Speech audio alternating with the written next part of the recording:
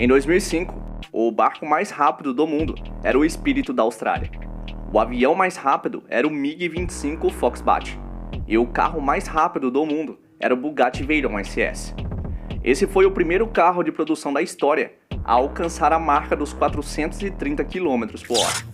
O desenvolvimento do Veyron foi iniciado depois da aquisição da Bugatti, feita pelo grupo Volkswagen. A ideia era criar algo único, uma máquina diferente de qualquer uma outra já feita até então. E no ano de 2005 foi lançado oficialmente o Veyron EB 16.4. Veyron vem de Pierre Veyron, um ex-piloto da marca. O EB referencia Ettore Bugatti, o fundador da marca. O 16 indica o número de pistões do motor e o 4 representa os turbos compressores. Esse poderoso W16 quadriturbo gera um poder absurdo até mesmo para os padrões atuais. E se liga só nesse ronco.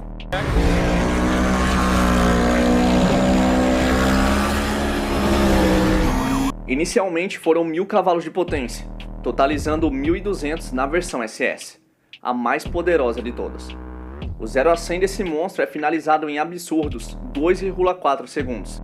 E mesmo depois de 17 anos e de toda a evolução do meio automotivo, ele ainda ocupa a 4ª posição na lista dos mais velozes do planeta. Assim como a aceleração, a desaceleração desse monstro também é extrema. E como o que é feito para correr também tem que ser feito para parar, o sistema de freios do Veyron gera mais potência do que o próprio motor. E quando foi lançado, simplesmente se tornou o mais potente sistema de desaceleração a ser utilizado em um carro. Os discos de carbono cerâmica são de 400 mm na dianteira, com pinças de 8 pistões, e de 380 mm na traseira, acompanhado de pinças de 6 pistões. E só se liga nessas imagens aqui. Isso que você vê é o fascinante sistema de redirecionamento do ar para os freios, com o intuito de resfriamento. Quando se pisa no pedal de freio, o spoiler também é acionado, o que ocasiona duas coisas distintas, mas que trabalham para o mesmo fim. Primeiramente é o aumento do coeficiente de arrasto, o que ajuda na desaceleração. E a outra é a geração de força descendente, o que provoca um acúmulo de carga sobre o eixo traseiro, tornando mais eficiente a atuação dos freios traseiros. O Veyron é um monstro como nenhum outro de sua época. O seu motor possui a capacidade de permanecer na potência máxima por longos períodos sem problemas.